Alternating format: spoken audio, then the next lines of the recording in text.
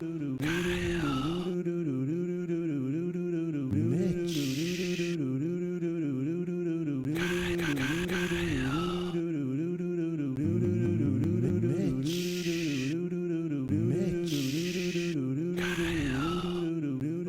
learning curve to what to expect as a first timer coming in and getting, your hands dirty and getting a little bit of a gain on there, seeing some nice momentum.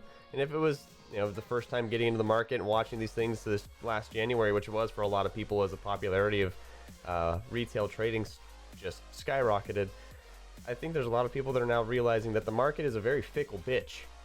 And it will chew you up and spit you out on a pretty regular basis, and there's no guarantee to it.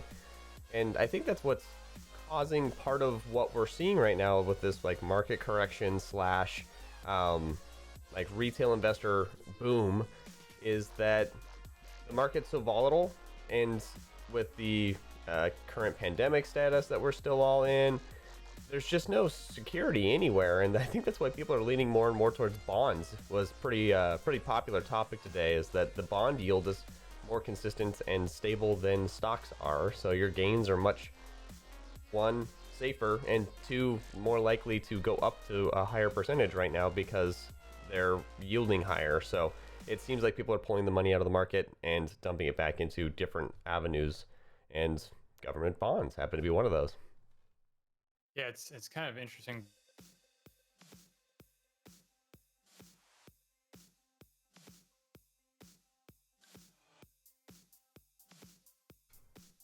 It is interesting.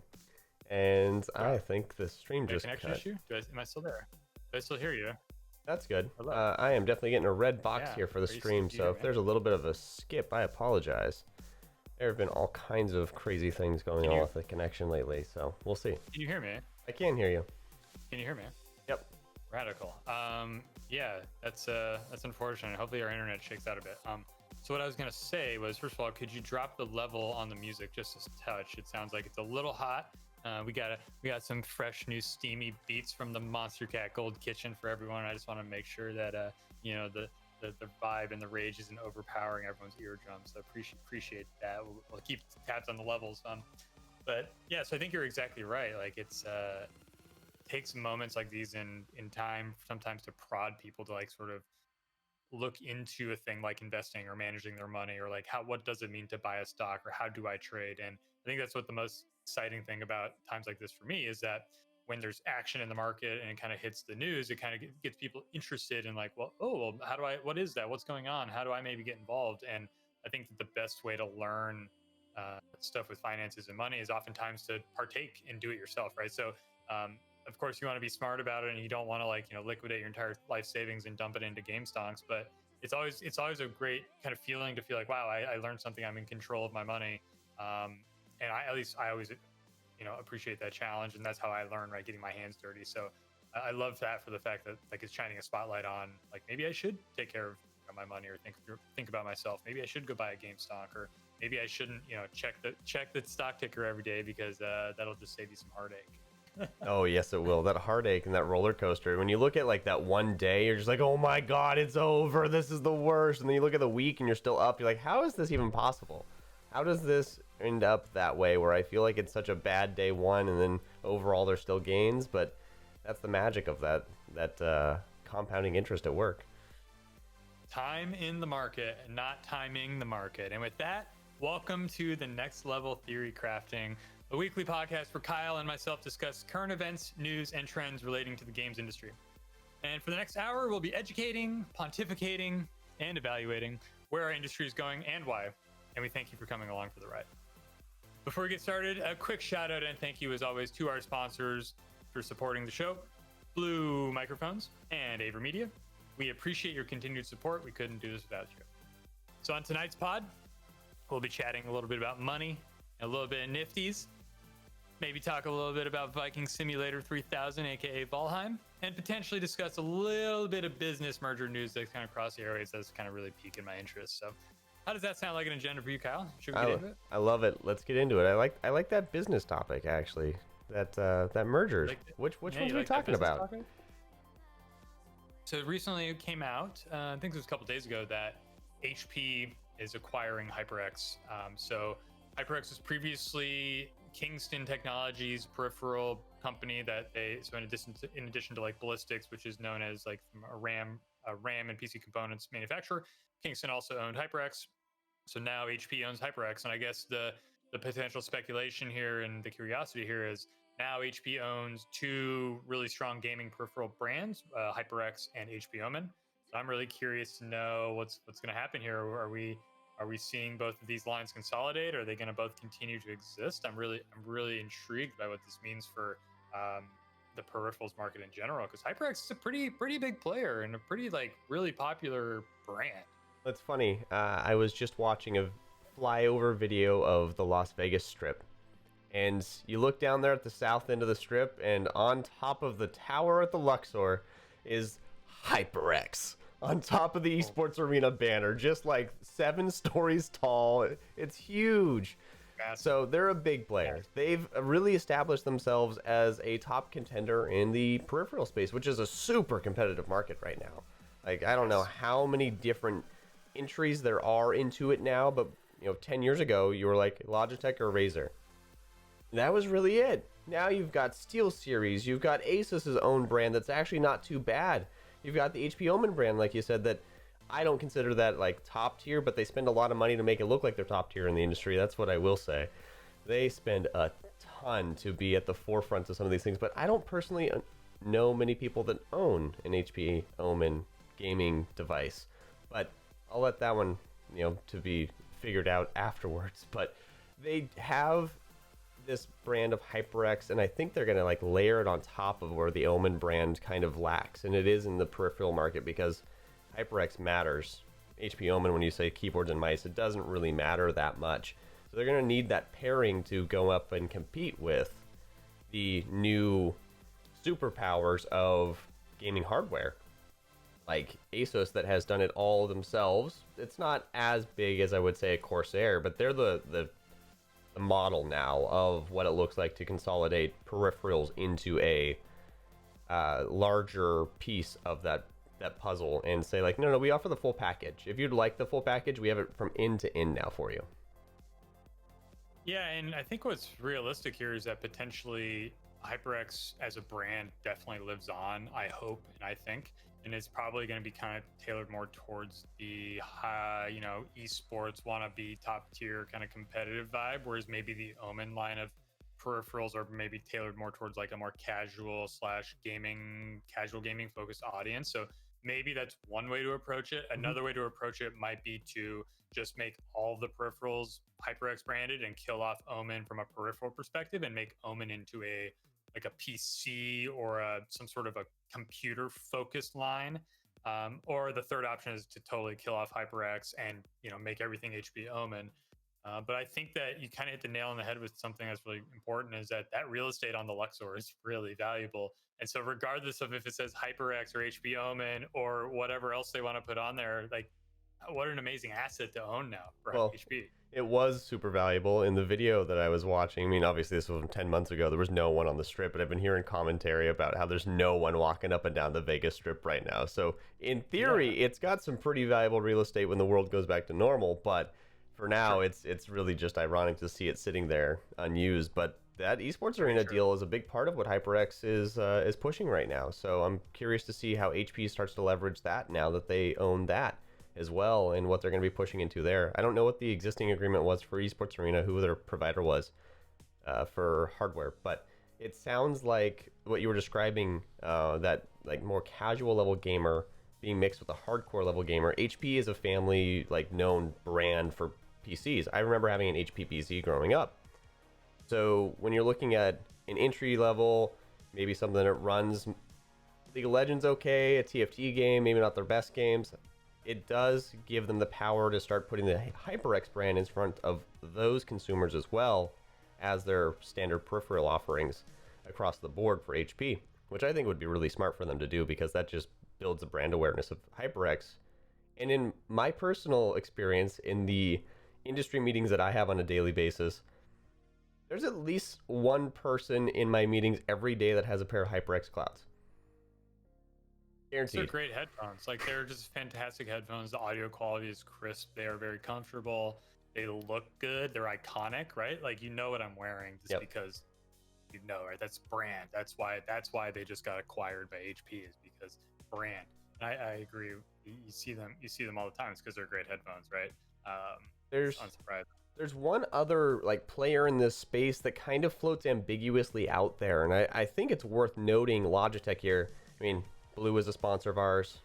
Astro, Logitech, they all kind of fall into that same conglomerate now.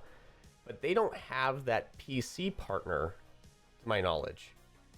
They don't have that big PC arm that owns all of that. Logitech is the big arm that owns all of that, and they're a peripheral company that's standalone, that I would say. A Razer is a standalone, and they went into the PC space as well, and you leveraged their brand into an Apple-like investment in PC in laptops. But So Logitech is yeah, floating ambiguously. yeah. A quick commentary there. Like I think I agree that they don't have like an actual like computer kind of side to it because I believe Logitech has been more focused on owning the streaming market. So like their consolidation and their mergers was when they bought what was it Stream not Stream Elements, the other one Streamlabs, Mm-hmm. right? So they Logitech acquired Streamlabs was that last year. The last time I was at E3, so 2020 2019 E3 was when this happened because I remember it kind of hit the news right around that time. It's just implanted in my brain because it's the last time I was at E3. Just crazy. So yeah, so they've been more focused on building a stack of like software stack and a stack to serve the streaming needs. And I wonder if they even see. I don't think they need a computer like ARM because they've really been focused more on that webcams, peripheral streaming kind of content. And it's been working for them. I don't disagree at all. They've been doing great, and they were kind of the forerunner of this acquire these other things that kind of make you have the full offering or the full kit to offer to a streamer. When you come in, you're like, we got a high quality microphone for you. We've got amazing headphones for you. We've got webcams with a long history of being the best in the industry, if not the industry standard for most streamers. The C920 is. Yep. Keyboards, mice.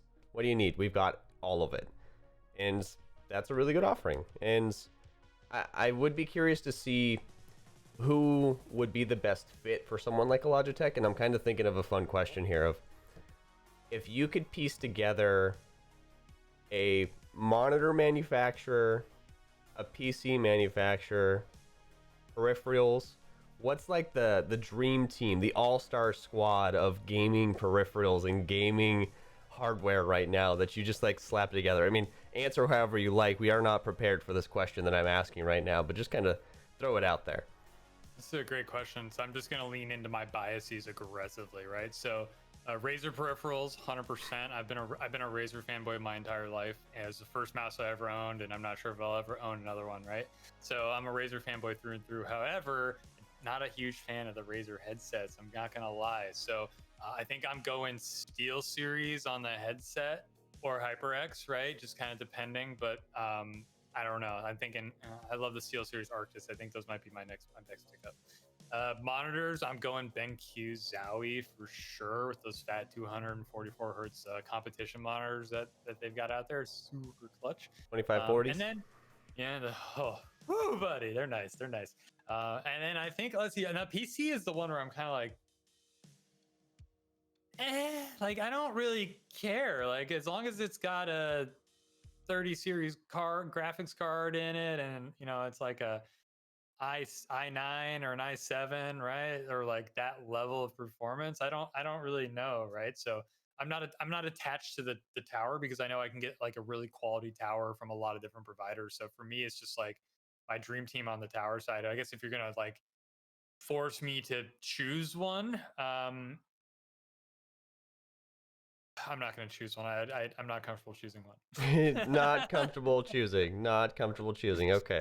How's that? What Well, about you? it sounds What like was you your went answer? green and blue on the inside, which I would also follow green and blue on the inside if I had to pick a Nah, manufacturer. But I actually think I nah, would. green and yellow, green and yellow, green and yellow. No green and blue up in here. Get that out of No, here. you went green and blue. It was good. Intel and Nvidia. That's the right way to go. No red. The I hate the Seahawks. monitors for sure. I would want to go with Asus. I really like their monitors. I've enjoyed the PG278Qs that I have, and they're fantastic. Also a good Um, choice. I like Razer. I've used Razer my entire life. I think I'm slowly starting to drift away from what is my affinity for Razer, and it's been really making me question a lot of things in my life to know that like Razer and all of the beautiful LED and all that kind of stuff is not what I'm actually looking for anymore. Like functionality is definitely more of what I'm looking for. So I don't know if there's anyone that does head and shoulders better than anything that's out there right now because they all use the same parts ish and they all use the same style. So I don't think I would leave Razer for now unless I was to go to like a custom one, which is not even part of the answer to this question. That's even allowed in my opinion. So it would have to be Razer for the mouse and keyboard. And headset wise, I agree completely. Razer has never done it for me on the headset. I really like these Astros, the A50s that I have on right now. But the Steel Series, they've been actually really good. I've tried those a couple times and I'm impressed. Their price point's pretty high, but they are one Custom. of the best quality headsets for like a gaming headset. I will say that has like the full kit and wireless capabilities and everything that you'd be looking for. That is one thing that I think they do really well. So yeah, So I think I'd pretty love to similar. hear I'd love to hear a little bit more about this this custom mice like concept, this idea that Razer's just not doing it for you, and this is interesting. And even though you still put them at the top on your peripherals list, you're just not quite like I don't It know. So like I'm curious, like where's it falling short, or like what's the disconnect going on here? I need to know. I kind of feel like I'm being sold child playthings now more than anything else. Like this, I love them. They're great. I use them. The lights are cool. I can customize them. But at the end of the day, the build quality that you get out of a custom keyboard is just head and shoulders potentially better if you're willing to put the money into it. Which, if you're willing to put in $200 into a Razer piece of gear, add on another 150, 200-ish dollars to that, and you could get a pretty kick-ass custom keyboard all the way through. And that's becoming more and more of the trend to replace some of these things is going with your own keyboard that you build from the Okay, ground up. so sure, but like what sort of things does a custom keyboard have that the Razer keyboard, the the Death or Oh, the Black Widow Elite 2, like what like the Chroma 2s are what like different so the like keycap is the different buttons you get, like what the fuck's yeah, going so on like here? the different keys and being able to like change the keys that you use frequently and have different depression feelings on those. So you can Okay. change like the actual weight required to put your key down with these custom keyboards. And so like you could use WASDA and have those be different ones, and then when you're going and typing on the rest of the keys, they get into a little bit more of an easy release key rather than a harder depression that you would want on WASDA because you're over there Got it. mashing the shit out of it. There are other increases in like light customization if you want to spend the money on those kinds of things, but it comes at a high cost because that's what Razer and all of these companies have sold us is light controllers with keyboards on top of them. And that's what the flashy lights and everything that gaming is becoming memey even They know their inside. target demo quite well. Yeah, they do. We like lights. We like sparkly things. Uh, but it's not just about the lights anymore because I don't need this much plastic on my keyboard either. I can start to whittle away at this, and I'd like to have it at the right angle so it fits my wrists better. And you can start to customize all of those pieces as you go through a custom built keyboard. And I don't think I would go for one of the shorty ones because I'm a 10 key guy. I like my Excel spreadsheets too much to lose that. But Bro, the day they like depreciate the 10 key is the day that we rage in the streets. I'm telling you, I'm a 10 key guy for sure. yep, 100%. yep. I mean, and then the mouse. I haven't played too much with the mice, but I have the wireless Yeah.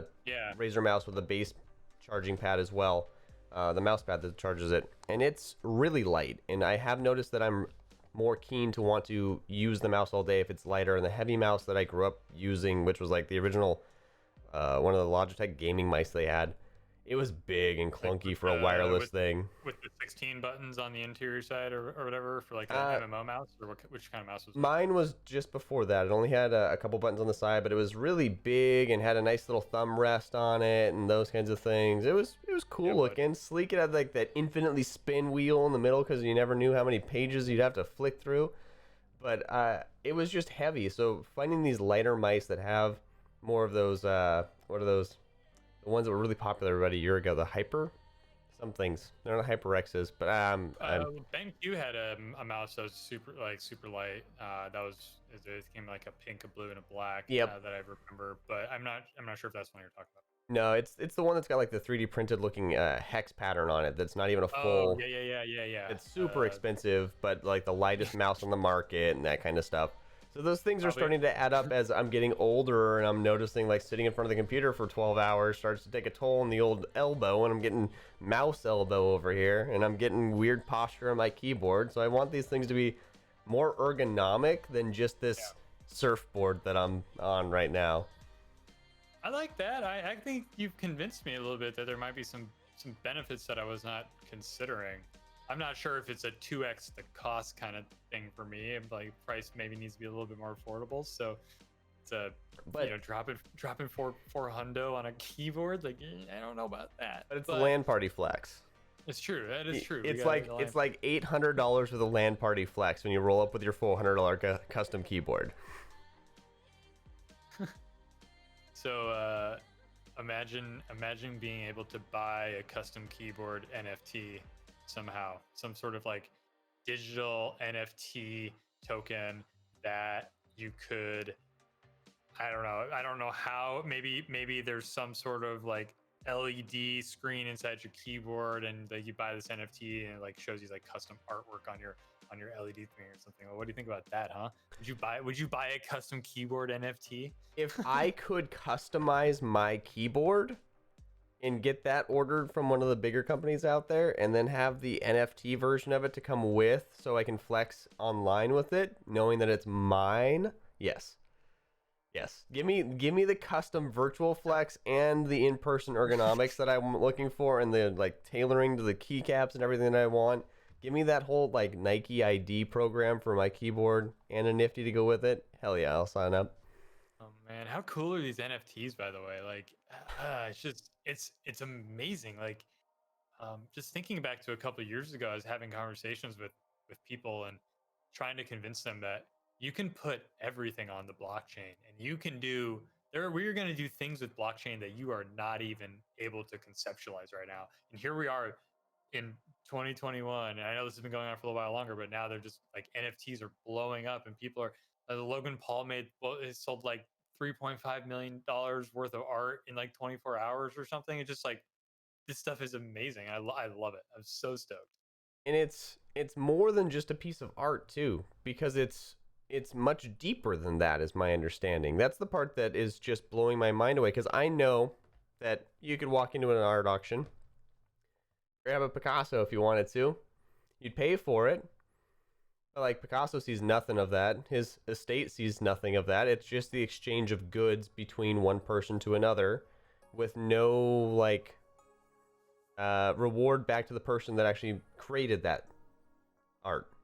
So like there's something about an NFT that rewards the creator even at that point, the next time it's exchanged, right? Like there's a tracking mechanism behind it because it's blockchained. Like how does that work? Yeah, I guess in theory, I'm not sure specifically and explicitly if every NFT, every time it's sort of like sold, a commission goes back to the creator, but it should, and it very easily could, because you're right. It's all the thing about NFTs and non-fungible tokens is because what that acronym stands for is that there is only one of them, and it's non-fungible. So like when I send it to you, it's yours, and that's recorded in the ledger. And so I guess in theory, every time an NFT changes hands, as part of like the contract that governs the exchange, you could write rules that say send 10% of the transaction as a fee to the creator. And how do we know who the creator is? Well, it's in the address of the NFT. It's like written in the ledger. So that's actually a use case I wasn't really thinking about it, and I'm not sure if that's all too common, but I mean, there's no reason we're not going to get there. And the one that's really exciting to me, I'm not sure if you've heard about this, I'd love to hear your comments on this, is there is a marketplace out there and a coin called Engine, and they're specifically targeting the gaming industry. So the idea is like, imagine if you could buy an NFT that was a skin inside of a video game that you could only you and 100 other people or whatever are the only people with that gun, the ultimate flex. Well, and that's the part that's even more interesting to me about how NFTs can be used, and this is definitely gonna take a little bit more explaining for me to understand this right, but I've been Yeah, told what do you want that to know? Shoot. if you were to have an NFT in a video game, that NFT or that item, whatever it may be, whether it be a gun or a mount or whatever that thing is, it has the potential to live outside of that game because the developers no longer own that item. They created it and they are the creator and they will get that credit and like that tracking that we just talked about there. But they are no longer the owner of that item. You are the owner of that item. And if you're the creator of that item, even in that kind of a world, you could be a creator of items in this virtual world that are just yours and ambiguously floating out there in these like game spaces. So how does that end up working to where that kind of ownership is transferred? Like what's the back end pieces of this and what actually makes this work as a part of the blockchain? Yeah, so I mean, the thing that makes it work is technology, right? But I immediately think of the fact that like this is already occurring, right? So there is a huge multi-million dollar ecosystem that's popped up around CS:GO skins and trading skins, and it's just this whole world where you get a skin out of a drop and then you put it on the Steam marketplace and you can buy a skin for 50 cents. You can buy skins for thousands of dollars, and there's this whole ecosystem and market that works. So I think that the way you can actually conceptualize it is you need the developer support first and foremost. They would have to provide buy-in to something like this because for the games to go in, like I think you're right that the developer doesn't own the actual weapon anymore, but it fundamentally cannot exist without their game, right? It's still their IP, so they're going to take a cut. They're going to have to enable it somehow through technology. But essentially, for every skin, everything you have, there is an associated like transaction or token on the blockchain, right? So it exists. And when I send it to you, Kyle, through the Ethereum network, right? So Ethereum is the network where all of the NFTs sort of run on. The whole idea is an intelligent contract. And so all this is like a bill of sale, right? So I'm just saying, here's my skin. I want to sell it to you, Kyle.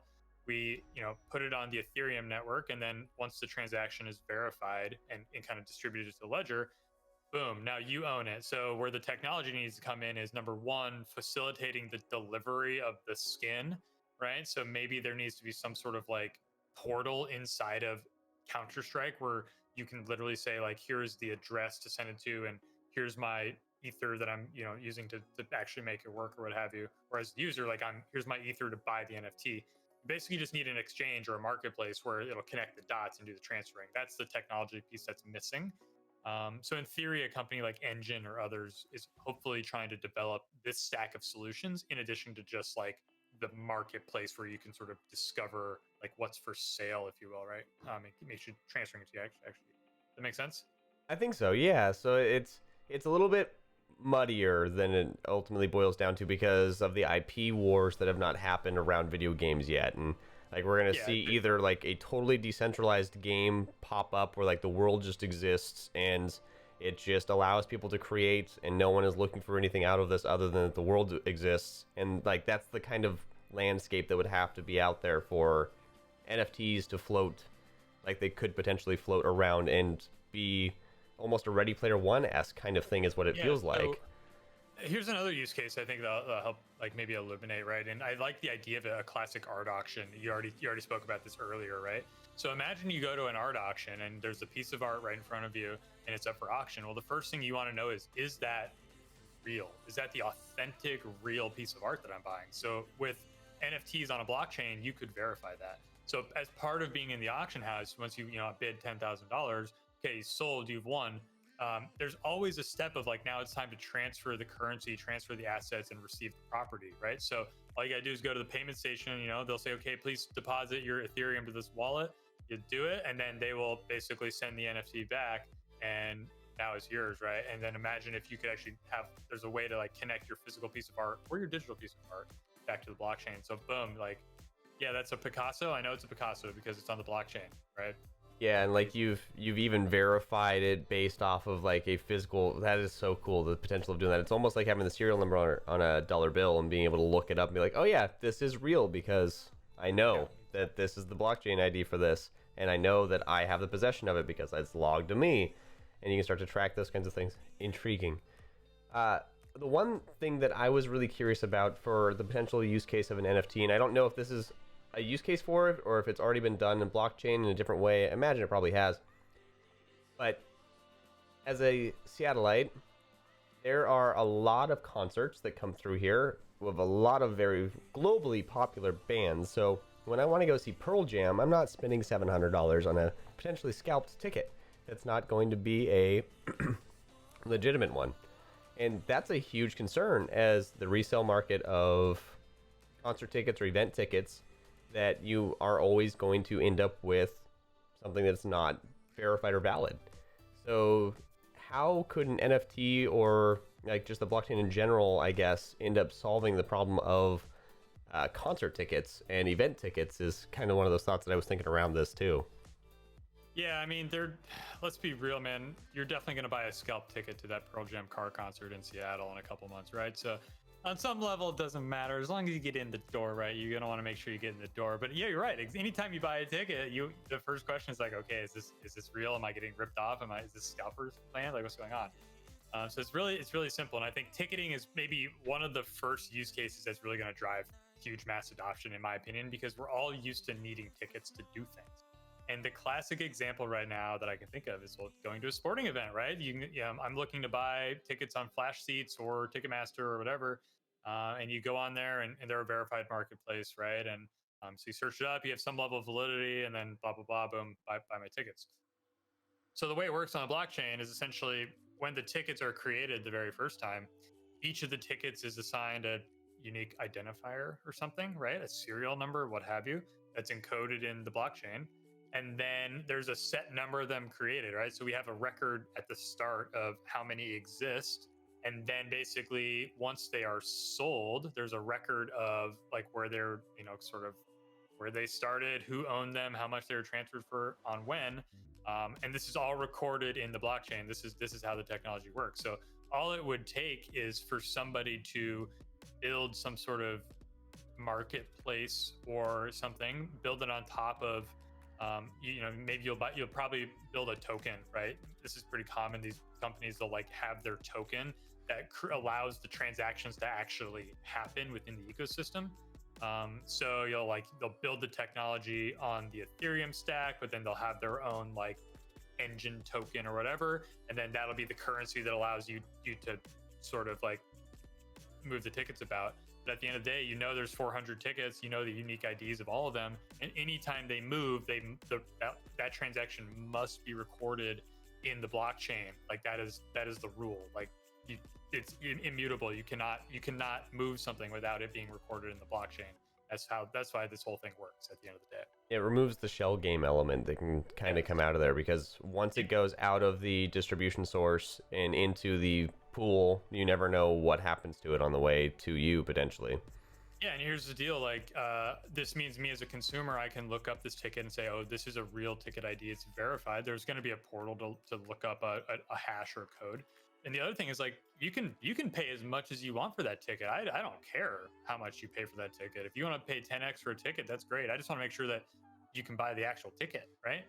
Yeah, that's the most important part. Yep. Get into the door.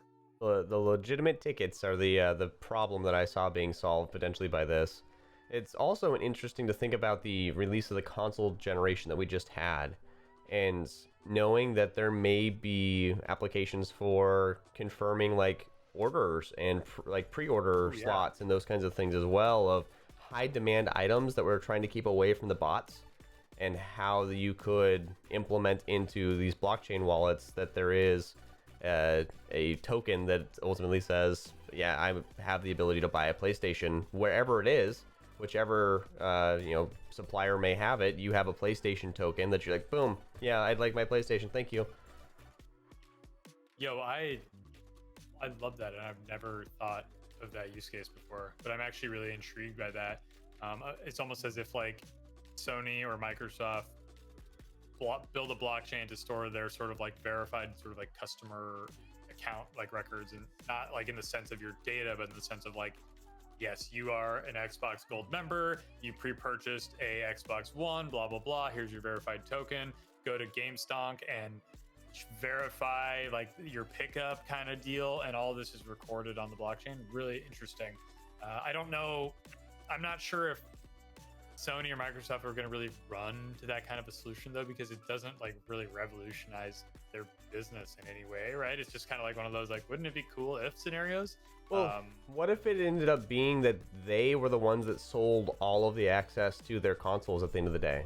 And that Oh yeah, they were just almost giving fees out to people like a GameStop or a Target for moving their product to your hands at the end of it. It's kind of one of those solutions potentially too, is they get to control every sale of their consoles and make sure that there's no issues for with uh, these other retail websites being botted and being jam packed full of scalpers and resellers. yeah. It's really smart point. But at the end of the day, the botters and the internet's going to be the internet, right? Yep. So I'm sure that as soon as you do something like that, it's like, oh, guess what? Now we got a bunch of bots making a bunch of verified PlayStation accounts somehow. Yep. Now we got a different problem. Well, But I see Big Daddy Elon doing something along these lines for some exclusive offerings coming down the line. Like, all right, we've got a ton of money in fucking crypto now. How do we put this to work for us? And what kind of networks do we need to be utilizing to move our own products with our now leveraged investment into crypto? yeah, what's really interesting as I kind of mentally explore this a little bit. There's a couple things that are kind of going to happen here very soon in the crypto world that I think are exciting for pushing these kinds of things forward. So number one, the biggest like problem with the Ethereum blockchain right now is it's congested, and that means that there's the transaction fees are really really high. It's just the network was not designed to handle enough transactions per second, so and it's just kind of ran into a slowdown. And it's causing a ripple effect of making Ethereum basically unusable as a currency right now, which is also potentially driving NFT prices up and doing other things. So what's coming within the next month or two is like a layer 2 consensus, which basically is going to allow a lot of these transactions to come off of the Ethereum blockchain and to go into the second layer of applications. Okay. Basically removing a lot of network congestion and increasing the transaction capacity on the network. So what we're going to see very soon is an explosion of like available bandwidth on the Ethereum network and the second layer that's sort of been built on top of it. So something like smart contracts and gaming NFTs would live in the second layer. They're enabled by other companies in the ecosystem on top of Ethereum. So I'm really excited about that, number one, just because it'll be easier to sort of like engage in the ecosystem in the marketplace. And then number two, inside of the second layer, like a thing like PlayStation Coin or PlayStation Blockchain would live in the second layer. There are other tokens and crypto technologies that are explicitly designed to make things in the second layer talk to each other and to make the tokens sort of transferable as currency between the second layer. So there's like swap tokens and things. So the idea of like if PlayStation had a blockchain on the Ethereum network and like all this could be a real use case. Like this could happen. It's just a question of like, does Sony or Microsoft want to invest and do this? That's like the real question. I think the answer is probably no, but technologically we could do that now, no questions asked. Yeah, and it's I guess it's what are the next emerging markets, the next emerging items that we're going to see coming out that way? Because obviously art is a big part of it. I was in a clubhouse the other day listening to someone from a company called Super Plastic, which makes super high-end collectible toys. Think the Winnie the Pooh, Mickey Mouse eared Lego bears. Cool. Yeah, like those yeah. kinds of things. They make Yeah. that like that same vein of stuff, but they collaborate with different artists. But they made some nifties, and they flew off of the shelves, and they are, I mean, they were going for tens of thousands of dollars. It's insane what some of these pieces are going for, and so people can just say like, I got some of the first mass-produced collab art nifties from this shop. That's what they're buying right now. I have a buddy that definitely has more NFTs than I think he's gonna know what to do with it at the end of the day, but he is so happy he's grabbing them right now. Yeah, the one thing I don't like, I understand conceptually how it works, but the part that I'm getting hung up a little bit is like this digital piece of art that I'm buying, like what am I going to do with it? Can I display it somehow? Like can I like can I can't put it on my wall. I'm assuming I could print it off or something, but like that's the part where I'm kind of having a little hard time with the digital, like the all digital only assets. I'm really excited about the physical assets and kind of that side of it. So I don't know what do you think the allure of is actually of these like digital NFTs, and like what do you think is driving that interest in that zeitgeist right now? I think for sure there's that collaboration piece, that there is a famous artist or someone that they do enjoy their work that is going into the crypto space for the first time, and then that like supreme level mix of a collab just kind of spirals into crazy numbers being fetched for these things, because there's a pretty small group of fairly wealthy people that I think are going after NFTs right now. There's not a lot of competition out there because the market's not very well known. I mean, Gary Vee just had a big thing this last week on what are NFTs, and you saw him going ham and doing research and like, what are these things? I'm a collectibles guy. I want to get into these things. So he's like educating the world right now on NFTs is what it feels like because of his reach. But I do think there is a certain allure to just having something that is unique, completely unique, because nowadays we're in a world of everybody having the same thing that you do, and how do you make it custom? You got to go take it down to West Coast Customs and get that thing pimped out to be any different than the person that's got that $500,000 Lamborghini like you do. This is the world we live in. So there's that insta flex of just so you can pull it up and be like, yeah, I own this. No one else has ever seen this except for you and me now. There's people that care about that flex, and that flex is worth tons of money. But I think the allure is right back where you started to go with the Counter-Strike items. We've been building this as gamers for a long time. We know how these markets work. We're pretty savvy with how this all goes, and it's only going to play into our strengths at the end of the day of having these items that we're used to, farming, having these items that we're really used to curating for a long time, and having no value attached to that transmog piece of gear that you've still got sitting in your third bank vault since you've had this character going since BC. We all have that kind of thing just hanging out. But maybe it could be worth something now is the craziest part, because you got drop number 4 off of Ragnaros. Yep. Out of the 1,000 that he was going to have of this special kind of item. Now you're putting in that these are earned or almost mined instead of purchased. And once you start doing that, you're going to see like I think a vast equalization of where the value in NFTs lies, because that farming, that grinding, getting that drop, that 0.01% mount, holy smokes, how much would stuff like that move for if you could sell those mounts? Those accounts sell for thousands of dollars sometimes just for that one mount to be attached to it. And that's not even that anything that's backed and non-fungible. That is a mount that someone else has, and someone at Blizzard could essentially just say, give mount, boop, boop, boop, key presses, and that virtual thing would pop up because it's something that can be duplicated, something that can just be recreated. It's not as exclusive. And you're selling exclusivity here is what it really feels like. Yeah, and I totally agree. And in the case of a game, the flex is like, check out my sword, check out my armor, you can see it. That's what I'm missing from the digital art, is like, what's the flex? Like, I think probably eventually we're gonna have some like technology where it's like an NFT picture screen or something, like a nice LCD panel that you could potentially display your art, right? Holograms.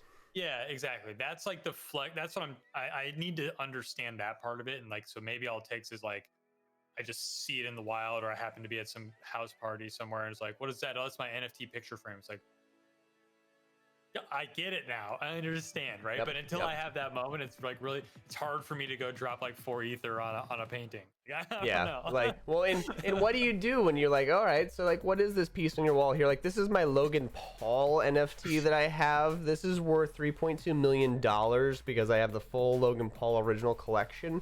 And it's probably worth actually 32 million now because it's the only ones he ever did the first time. Like, it's, bro. it's there. I gotta stop before I hop over to the market and buy the Logan Paul collection. But that's the level that we're at. But I really think this is so cool for gaming because it will allow for the potential of royalties to be tracked all the way through for the original creator of the content. And in gaming, we see the outlet of Steam and these places where you can go and develop and have it be put onto a cool store and implemented into a game that you love. But you get this measly percentage of this item, and then if it's ever transactioned again in the Steam market, you don't see a thing. And I fully support that the artist should see a portion of the sale of that thing every time it moves. Every single time it moves. Just like music, new sale, it moves. This allows these items to be treated as if it was a new sale every single time, and that payment and that support for more art like this, or more of a, it's not just art, it's a function. There's a function behind it too. That's the craziest part to me, is that this is something so functional, and it's not just going to live on your wall and be nothing. Yeah, the last thing I want to say on the topic before we transition a little bit is that, like, I'm just super bullish in general about crypto, and I guess anybody that's listening to this, if you think this is intriguing, like, I just encourage you to just jump in and try a little bit, right? Just get your feet wet again, and it's really interesting. It makes a lot more sense when you start engaging with it. But I just encourage people to actually start exploring this ecosystem, because it's here to stay, and it's not going away anytime soon. And I think you're exactly right that this is a really exciting, like, thing for games and for gaming culture. And it's just, I don't know, man, it's just so cool. I had something else I wanted to say, but I kind of forgot. So I'm gonna let it simmer there. Is there anything else you want to say on the topic, or should we maybe talk a little bit about Valheim? Ryan Gill is someone who I highly recommend. If you have access to Clubhouse, you find him on there. He's always talking about the future of the decentralized world that we're going into, and he's really big on NFTs and education right now. He's someone that's helping develop one of these open worlds that we're going to see a lot of this cool stuff have a greater purpose in, like you're looking for, Mitch. Nice, I'll check them out. So you know what else gives me greater purpose in this world? Chopping trees. Chopping trees and building ale houses in Valheim, friend. I am just absolutely in love with this game. It is just so much fun. I wanted to actually look up, I was going to do this while we were live, how many concurrent players there are right now. Yeah, I heard recently that it was like the most popular game on Steam, I thought, or the second most, just behind Counter-Strike. It's been teetering back and forth. Yeah, and today's peak was 370,000. That's healthy. That is pretty dang good. That's not as high as the Counter-Strike today. There was over 1 million people that played Counter-Strike today, but there's also 1 million people that played Rocket Soccer Ball today. Yep. So you know. But like, this game is up there with PUBG. It's beating Apex. It's beating Rust. Like, there's 3 games that are above Valheim right now: Counter-Strike, Dota 2, PUBG. That's it. I mean, you've probably noticed that everybody on your friends list is everybody. Everybody. Like, there's 1 or 2 people that are not, and it's like as everyone else is on Valheim. I don't remember the last time that I saw everybody playing a game on my friends list like this. Actually, I think I do. PUBG, maybe? I think it was PUBG. Yeah, I think exactly that's what it was. It was PUBG when that first came out, and that has that slot machine lottery style. Where'd I land this time? What loot did I get? Oh man, I can do better next time. Drag you back in, competitive element. There's nothing like that with Valheim. You don't have anything other than the peaceful nature of this forest you're going to explore, and gray dwarfs knocking on your door every so often. Like, there's, I hate them. You see their little beady eyes out there in the woods, like, oh no, there's a shaman coming. Oh, what is this nonsense? It's too good. Yeah, so for me, this is like my first real survivor horror crafting game, right? So I think that's what's exciting about Valheim, is not only does it appeal to the veterans like yourself, it very clearly appeals to the noobs like me, to the genre. So I'm curious, you're somebody who's got a lot more time in these types of games than me. How does it compare to a Rust, to a Minecraft, to a insert, whatever other comparable title you'd like to draw your inspiration? Yeah, like, for sure Minecraft is like the foundation level that I would draw this back to. it feels like the 2021 version of a Minecraft is kind of the right way to frame this. It has more depth than I think any other of its genre counterparts. It's got more RPG elements to it that add to that depth and allow you to go and feel like you're really pushing through. And it's not the only one that has done this, but it's doing it pretty well, I think. The lore behind it is actually pretty fun and hot, and there's not many of these games that have a ton of lore behind it. Minecraft actually surprisingly has a lot of lore into it nowadays, but when you first got in there, you're like, yeah, I'm running around like 4 different biomes, and I know that I can get to the under thing, and it's all And crazy. there's some spooky monsters that show up every once in a while. Yeah, right, right. Green. Like, I don't know. it's and in comparison to Rust, I think is like the closest that I could say, like base building wise, that you get that vibe from. It's not as sterile as a Satisfactory or like a Factorio, where it's just all about efficiency and pumping out as much as you can nonstop. Don't get me wrong, there's some min-maxing that you can do when you get into the smelting side of things in this game, but it's less about how much brute force can I push through here and living every day in the woods and having a little bit of a draw to drag you through the content and encourage you to go further into the game, which I think is something that most of these games, from an early access perspective especially, lack. They lack anything other than your explorations, like the spirit of exploration inside of you to drag you through these games. But Valheim has given you like this little trail of breadcrumbs to follow. It's like, oh yeah, go over here, do this. Oh yeah, and you need, and you're like, oh yeah, I want that now. I need that. Makes life a lot better. And once you do have that improvement of quality of life, you're like, oh, I need to do that again.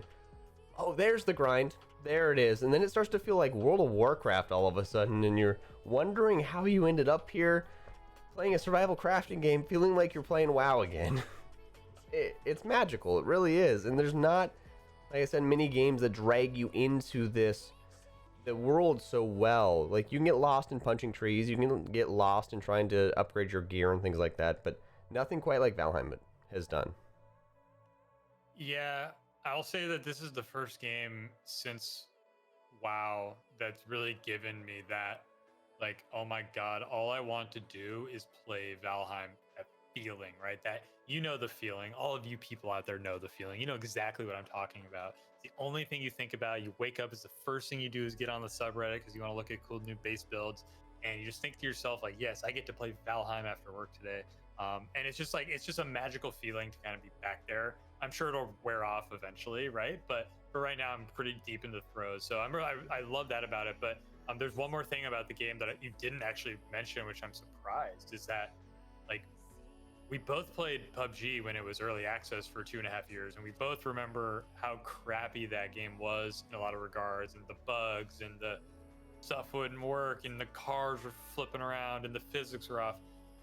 This game is like really, really well developed and polished, but not polished. It's like polished in the right places, and it's not polished in the places that don't matter, and it just works. Like, sometimes you see, like, every once in a while you'll see like a tree do something crazy when it falls down, or like a piece of loot floating in the air. But other than that, it's like the game just works, man. It's amazing. I love it. It has been running pretty flawlessly in comparison to the other early access survival crafting games that are trying to get their game into people's hands and have them break it and scale it. I mean, shit, they've sold 3 million copies of this game in like 20 days. It's insane what they're doing with this thing, and the stability of it is the reason why it's being snagged up right now and being acquired by everybody out there, because the game could be amazing, but if it was a buggy mess right now, people wouldn't want to play it. And I have heard of some bugs. I've even experienced a couple bugs myself, and some like server rubber banding on a pretty big level is something that supposedly was even fixed today. So it sounds like they're taking the big ticket items, taking the feedback, taking the gripes, while using this early access branding to get some things out of the way that they knew that they were going to run into eventually, but they couldn't ever test. Kind of like Cyberpunk, that same thought process of, it's a big game that's procedurally generated. how could you ever test everything here? You just can't. So you just got to let the world play it and have 3 million pieces of feedback come back to your direction, which has got to be a little overwhelming, to be honest. But Sure. they have a lot of the right pieces in place already, so they can really focus in their early access time and develop this game into what it should be when it does release. And I'm really excited to see what this full release looks like, because it feels like it's there. Yeah, this is early access done right, and I think that's just the best way to say it. Is that we all understand that there's going to be bugs and hiccups, and that the server's going to do stupid things, and that it's not a finished game. And the fact that it is in early access is one thing. You're like, you know that going into it, but then you start to experience the game, and you think to yourself, holy cow, this game doesn't feel like it's in early access. This feels like it's like we're ready for the next DLC to drop soon. You know what I mean? Like, Yep. so I'm stoked about that. So I would love. So one thing that's really been appealing to me as a casual, more casual player and kind of a first timer on something like this is the actual building mechanic and the way the mechanic works in the game, and how intuitive it is, and just building structures. So I've had a lot of fun building structures and just sort of exploring that freeform creative sort of element. I'm wondering if you could kind of maybe compare and contrast the building system in Valheim to one or two others, and maybe just, I don't know, what do you think's good and bad about it, and like what is maybe missing or what could be improved upon based upon your experience on other games. Yeah, so let me do some quick. Yeah, Unity is the engine that Valheim is built in. I will say, because of what Fortnite has become, they honestly have the best snap crafting, like building out there. It is fluid. It feels so good, and a game like Esports building. right? A game like Satisfactory has been able to take advantage of that tool feeling that way, and it's snapping, it's quick, and I can jump up and like build something underneath my feet and be able to jump around and traverse the world that way, and it's just unreal feeling, that same arena shooter side of bouncy feel. Valheim is definitely not that kind of feel, but it has a less clunky style than majority of the other more complex survival crafting games have. And it's not as tedious to learn. It has its few quirks and tricks that you can get through, and you start to become proficient in it. But it's up there in the top 5 that I would expect to come out of this kind of a game. And Minecraft is a super simple, easy, straightforward. Fortnite's crafting that started out in the Fortnite game that is not the Battle Royale. It led into the Battle Royale. Really, really well done. Rust is good. Rust was not great when it first released, and there was a lot less feedback mechanisms in the game that made it harder to understand. But like in Valheim, you point next to where you're going to build that floor tile, and it'll show red if that next one is going to not support it. There's a lot of information that you're still absorbing. So as far as a crafting game, you get just lost in building because you don't ever really get hung up by the building mechanic in this game. One thing I was gonna say is that the building mechanic is it's super intuitive, and I've actually learned a lot about structural engineering and structural integrity and how to build roofs. And I watched a YouTube video earlier that gave me a little inspiration for how I'm gonna finish off the blacksmithing and front entrance area of our beautiful palatial estate that I've been working on the past few days. So it's just really it's just actually feel like my brain is genuinely being stimulated and challenged, and is actually being asked to think about something and to be creative. And it's cool to have this like sandbox where I can actually build and create. And sure, it's just a log cabin in Valheim, but I built a roof in a hall, and I'm thinking to myself, how did these people build these things back in the day, dude? Like, oh, like, okay, like knowing that these beams need to be roughly this far apart, and you have to have structural support integrity, and now we're building a 3-story house, and don't forget the roof, and how are you going to support the roof? Like, oh, maybe you got to build a bigger hall. Oh, you need longer beams. It's just like, man, it's really cool. The attention to detail is just phenomenal. Yeah, and I don't want to say that it's like a primal level that it quite taps back into, but it's a very organic thought process. The idea of what are the core needs that your character requires in order to not die? What do you need to do to continue to not die? Do you need, a weapon? Do you need fire? Do you need to go find more food? Do you need to find means to go find more food so you can do more things? Because chopping down those trees takes up a lot of energy, and now it just feels like it is something that we are programmed and hardwired to do every time I sit down and play a survival crafting game. But Valheim really takes it to that level of survival and crafting mixed together with that RPG element, and it tickles that reward mechanism we love from WoW. It allows us to go out and be Norsemen and women of the Well, I mean, some of us are already doing that every day, so it's fine. yeah, some of us just go out and Viking around the world every day, and others have to go do it in Valheim. So it checks those boxes of just like core fundamental feel good things, and there's always that little bit of an inkling of like, oh yeah, I could go into the woods and I could live. But Valheim kind of puts that a little bit to the test in a fun way. Don't get me wrong. This is zombie apocalypse survival training for sure. I am mentally taking notes on, okay, if I need to construct a log cabin in the woods or a lean-to, like I need to know some things, right? So this is me trying to know things. I'm glad that you're getting an education via Valheim. This is an added value of this game's $20 price point that I don't think anyone else would ever really be pulling out of this. Survival training in Valheim. Mitch is going to be running classes. If you guys would like to come join our server, just come on down. He's going to put you out in the woods with nothing, and he's going to pester you with gray dwarfs all day and watch until you either die or survive. But I'll be there eating popcorn the whole time. Yeah, and entrance tickets are covered in any cryptocurrency of choice. So yeah, we take nifties. Yeah, we'll give you a reasonable price on the entry to the server. Just bring one of your nifties, drop it in the old donation box. We'll let you right on in. It's a very welcoming place. Mitch has got a beautiful hall designed. Oh man, now let's wrap up the show so we can go play some Valheim, shall we? I think we should. All right. Well, this wraps up our last episode of February of Theory Crafting. Thank you for joining us for this month where we talked about content and you and all the different ways that the world is changing for you to absorb some wonderful new content from all of your favorite creators like us. But we'd also like to thank our proud sponsors, AverMedia and Blue Microphone, for your continued support of the show. And you'll find Mitch and I next week in March talking about all kinds of fun new things. So tune in then. Thursday at 6 Pacific, and we'll talk to you about whatever it is we're talking about then. Bye.